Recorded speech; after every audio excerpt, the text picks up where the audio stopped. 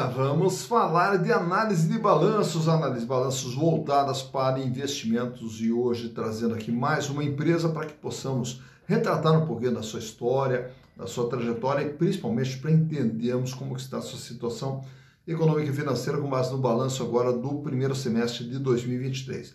Lembrando mais uma vez que os balanços eles são realizados trimestralmente, publicados e divulgados trimestralmente. E aí, naturalmente, que nós temos agora os balanços do segundo trimestre.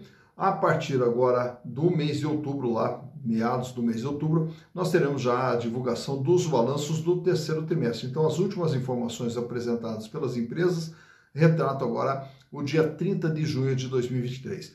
E a empresa que nós vamos retratar hoje já passou aqui pelo canal, estamos atualizando as informações.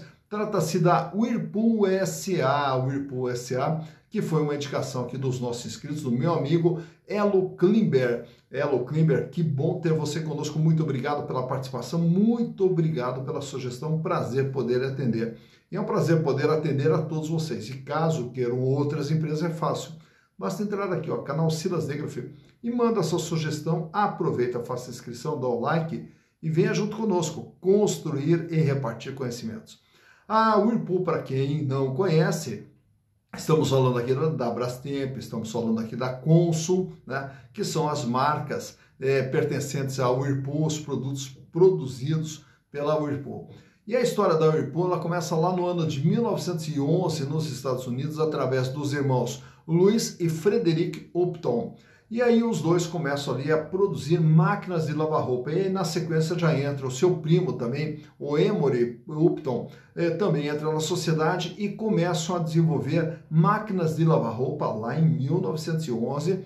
E só para vocês terem uma ideia, máquinas de lavar roupa eram feitas de madeira, né? Os caixotes eram feitos de madeira e essas máquinas aí já funcionavam com motor. E ali começa então a produção de máquina de lavar roupa de madeira com motor através dos irmãos Louis e Frederick e também do primo Emory.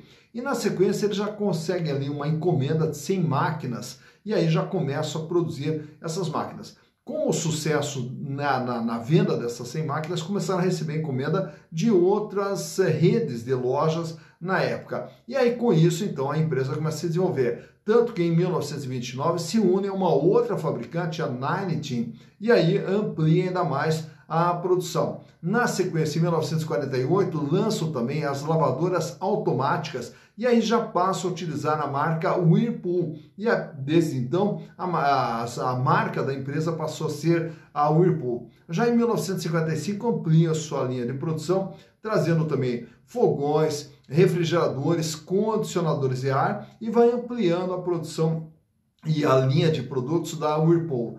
Tanto que daí no ano de 1958, tentando já um processo de internacionalização, aí já vem para o Brasil. E aí no Brasil eles fazem uma parceria com uma empresa brasileira chamada Brasmotor. E aí com a Brasmotor passa também a ter a sua participação dentro do mercado brasileiro. Lembrando que a Brasmotor era a detentora da marca Brastemp, né? E aí, bom, a partir desse momento, então, a Whirlpool tem uma participação dentro da Brasmotor. Na sequência, passa a ampliar a sua participação para outros países, México, Canadá, China, Índia, e sempre com processo de aquisições, comprando fábricas em outros países, e com isso a empresa vai se desenvolvendo, tanto que em 1988 já era a maior produtora no mundo, a maior produtora da linha branca do mundo. Em 1997, aqui no Brasil, acaba adquirindo daí a Embraco. E daí, em 1997 ainda, adquire uma participação societária majoritária na Multibras. A Multibras, o que ela era? Era a detentora da marca justamente da Brastemp e também da marca Consul e também da marca Semer. Então, a Multibras, que era uma empresa da Brasmotor, como a Whirlpool já era sócia da Brasmotor, passou a ser sócia também da Multibras, só que com a grande parte das ações, praticamente 95% das ações dessas empresas. Então, com isso, a Whirlpool troca o nome de Multibras e de Brasmotor e passa a ser tudo como Whirlpool. E na sequência agora vende também a Embraco, se desfaz da Embraco, que era uma das empresas também do grupo, vendido lá para a japonesa Nidec. Hoje a Whirlpool tem aqui no Brasil 3 fábricas, em Joinville, Rio Claro e em Manaus. E também já exporta para mais de 70 países. Mas para que possamos entender o que é a Whirlpool através dos seus números, trouxe para vocês aqui os balanços de 2019, 20, 21, 22 e do primeiro semestre de 2023. E através dos números vamos entender como que vem sendo o desempenho da empresa. Então, vamos aos números. Então, aqui estamos com as demonstrações contábeis da Whirlpool SA, referentes a 2019, 20, 21, 22 e agora o primeiro semestre de 2023, dentro de toda uma base histórica. E nessa base histórica aqui, nós vamos acompanhar ano a ano o que vem acontecendo com a empresa. A começar lá pelo ano de 2019, quando a empresa registrava em seu ativo 7 bilhões 634 milhões de reais. O que quer dizer esse ativo aqui? É tudo aquilo que tem dentro do patrimônio da empresa. Então, quando nós olhamos para dentro da empresa, vamos ver a fábrica, as fábricas, né, máquinas, equipamentos, móveis, utensílios, veículos, enfim, toda a estrutura de funcionamento da empresa, os seus estoques, o dinheiro, enfim, tudo que tem dentro da empresa, 7 bilhões 634. E desse total aqui, uma parte vai estar aqui no imobilizado. Então, quando nós olhamos o imobilizado, o que nós estamos enxergando? Máquinas, equipamentos, fábricas, instalações, móveis, utensílios, veículos, tudo mais. Tá? Então, aqui nós temos toda a parte da estrutura física da empresa. E aqui na parte de cima, no ativo circulante, nós temos agora os recursos que fazem a empresa poder trabalhar. E esses recursos, classificados aqui como um capital de giro, totalizavam lá em 2019 5 bilhões 899 milhões de reais, o equivalente a 77,3% de tudo que a empresa possuía. Desse montante, 1 bilhão e 600 era dinheiro, que estava em caixa, banca, aplicação. 1 bilhão 462 em contas a receber. E os estoques aqui que compõem o capital de giro, 760 milhões. Geralmente nos outros créditos nós vamos ter o que? Impostos a recuperar, que representam aqui o maior valor, né, desses outros créditos aqui. Então, o capital de giro basicamente ele se concentra em caixa, contas a receber e os estoques. Já no ano de 2020, a empresa recua, até porque foi o ano da pandemia, então ela diminui até um pouquinho o seu tamanho para 7 bilhões e 100. E essa queda ocorre onde? No capital de giro, que agora fechou com 5 bilhões 421. Aumentou um pouco o volume de dinheiro em caixa para 1 bilhão e 900, também aumenta aqui o contas a receber para 2 bilhões e 280 e os estoques para 913. E nós temos aqui os outros créditos que diminuíram. Tá? E esses outros créditos aqui, você vai ver essa queda de 2 bilhões para 320, até porque dentro de ser 2 bilhões aqui estava a Embraco, que depois daí acabou sendo vendida, né, para a japonesa Nidec. Então, a partir do momento que é vendida, então esse dinheiro entra aqui no caixa, aumenta aqui o capital de giro, porém, nós temos aqui a queda nos outros créditos. Já em 2021, nós temos aqui 9 bilhões 164 milhões de ativo. A empresa volta a investir na sua estrutura, tanto é que o imobilizado pula de 883 milhões para 1 bilhão e 200 e o capital de giro foi para 6 bilhões 968. Reduziu aqui um pouco o volume de dinheiro em caixa, volta lá para casa do 1 bilhão e 600. Temos aqui um aumento no contas a receber para 2 bilhões e 900. O estoque também dispara, vai para 1 bilhão e 800. Já no ano de 2022, a empresa recua do 900, ela cai aqui para 8.434. E essa queda ocorre justamente aqui no capital de giro, que agora fecha com 5 bilhões e 900, reduzindo um pouco mais o volume de dinheiro em caixa para 1.500, mantendo uma estabilidade aqui no contas a receber com 2.900 e a empresa reduzindo o volume de seus estoques, totalizando agora 1 bilhão 174. Repare que o imobilizado continua crescendo, de 1.200 agora foi para 1.500. E já em junho, agora, 6 meses depois, 8 bilhões 751 é o total do ativo da empresa. 6 bilhões e 100 o capital de giro, 1 bilhão e 800 o caixa, o dinheiro que a empresa tem em caixa, banca aplicação. Também temos aqui 2 bilhões e 700 em contas a receber e os estoques que foram agora totalizados em 1 bilhão 358. e agora a empresa praticamente estabiliza aqui os seus investimentos na sua capacidade produtiva. Então o que nós observamos da Whirlpool é que é uma empresa que ela vem numa crescente, 7.600, reduziu um pouquinho na pandemia, foi para 900, 8.400, 8.700. O capital de giro aqui, ele vem mantendo uma estabilidade que sempre na faixa de acima de 70%, e a empresa mantendo aqui um volume significativo de dinheiro em caixa, tanto é que o dinheiro em caixa representa 20% de tudo que é a empresa. Olhando agora a parte de passivo, onde nós vamos encontrar o endividamento e a estrutura de capitais, quanto que tem de capital próprio, quanto tem de capital de terceiros. E o capital próprio, lá em 2019, totalizava 39,5% de tudo que a empresa tinha dentro do seu patrimônio, 3 bilhões de PL. 4 bilhões e 600 o endividamento, que corresponde a 60,5% dos capitais de terceiros, então de tudo que a empresa tem, 60,5% é capital de terceiros. E a dívida maior da empresa sempre com seus fornecedores. Já no ano de 2020, o endividamento ele aumenta aqui para 5 bilhões 171, com 72,8%.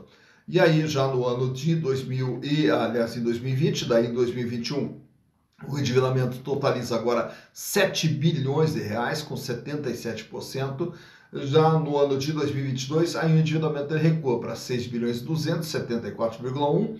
E agora esse ano, em junho, fecha com 6 bilhões 359, apesar de uma pequena elevação no valor nominal, o peso da dívida ficou um pouquinho menor, 72,7%. Isso quer dizer o quê? De tudo que a Whirlpool tem dentro do seu patrimônio, 72,7% veio através de endividamento.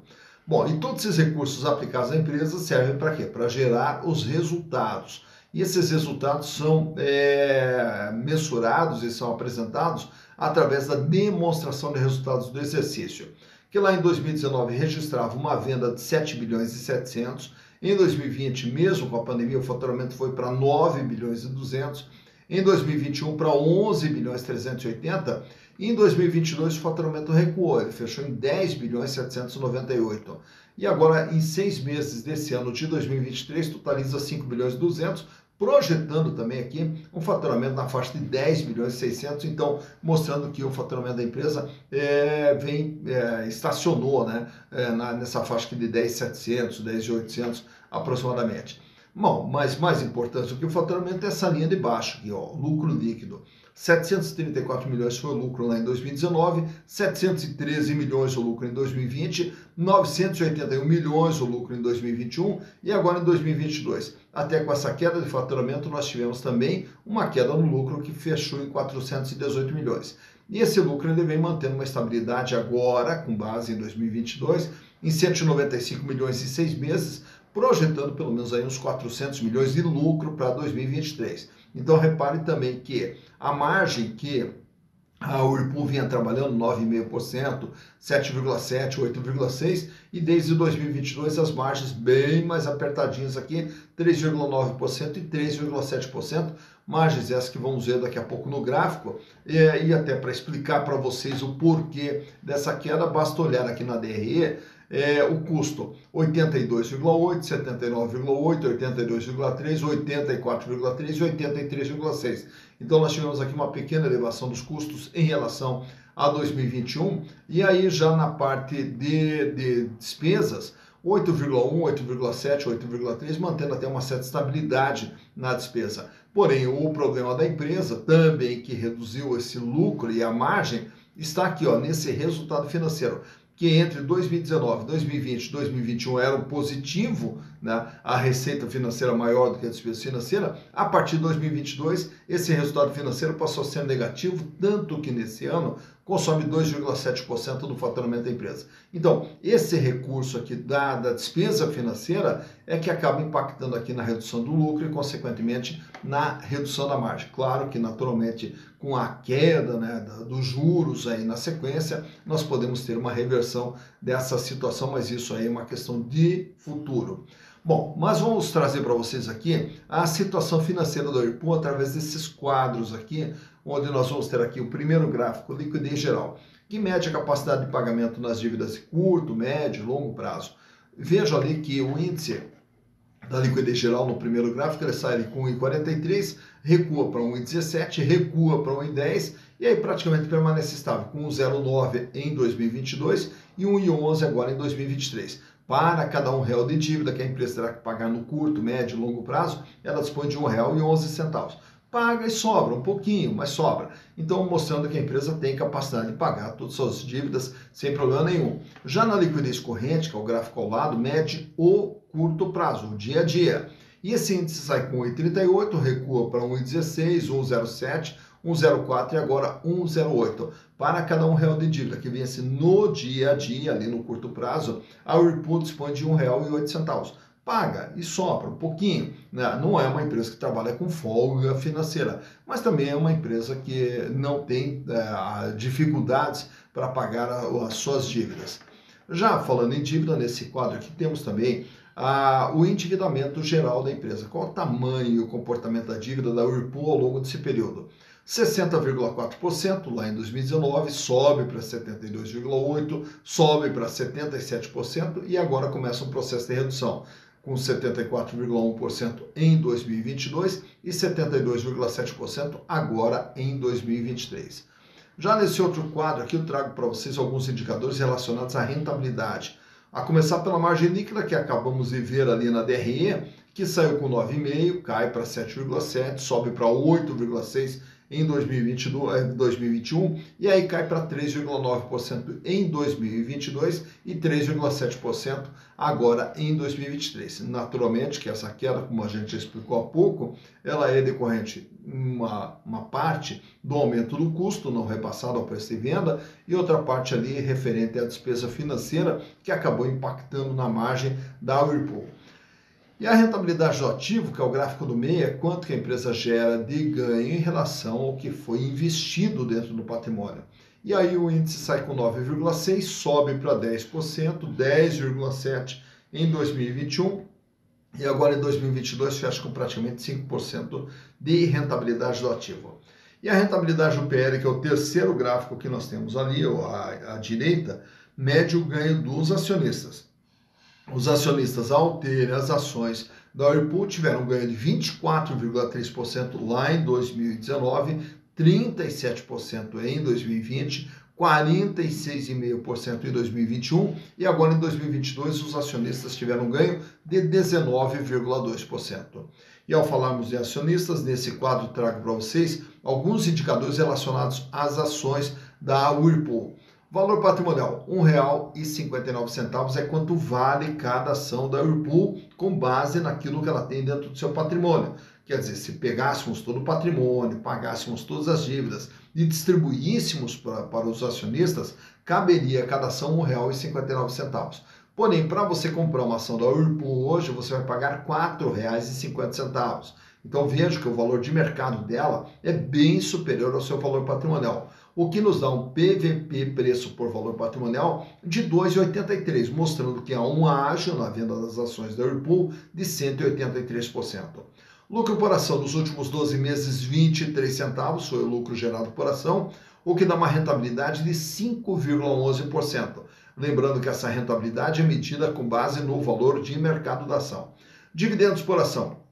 Em 2022, a Whirlpool distribuiu 20 centavos a título de dividendos, agora para 2023 ainda não foi feita nenhuma distribuição, e a relação preço/lucro é de 19,57. Isso quer dizer, ao comprar ações da Whirlpool, os acionistas vão levar perto de 20 anos para ter o retorno de seus investimentos através dos lucros gerados. Lembrando que o PL, quanto mais alto, mais cara é a ação, quanto mais baixo, mais barata é a ação. Free float, apenas 4,32% das ações preferenciais estão circulando livremente no mercado fora da mão dos controladores. E das ações ordinárias, aí o volume é bem menor, aí é 0,8% aproximadamente das ações que estão fora da mão dos controladores. Portanto, é uma ação que ela tem um free float muito baixo e, consequentemente, a sua liquidez acaba sendo muito baixa. Isso quer dizer, a dificuldade para você comprar e vender as ações da Whirlpool, elas são maiores, visto ter poucas ações girando no mercado. E o tag along, a Whirlpool não tem tag along, quer dizer, que se ela fosse vendida, não haveria ali uma garantia de que o acionista minoritário teria o mesmo tratamento do majoritário. Quero trazer para vocês também nesse gráfico aqui como que vem se comportando o valor das ações do Whirlpool nos últimos 5 anos. Lá em 2018, as ações do Whirlpool eram comercializadas na faixa de R$ 5,60. E aí, durante 2018, entrando em 2019, ela chega a cair ali para R$ 4,40 aproximadamente. Ao entrar em 2020, a ação ela dispara. Aí, quando ela dispara, ela chega até R$ 10 o valor de uma ação do Whirlpool. Vem a pandemia, a ação volta lá para a faixa dos R$ 6. E desde então ela se estabiliza ali até com uma tendência de crescimento durante todo o ano de 2020, entra 2021 valendo R$ 8, aí durante 2021 fica trafegando na faixa dos R$ 8, tenta ali até chegar nos R$ 9 ainda em 2021, aí entra no processo de queda livre até 2022, quando ela cai ali para R$ 4,70 novamente.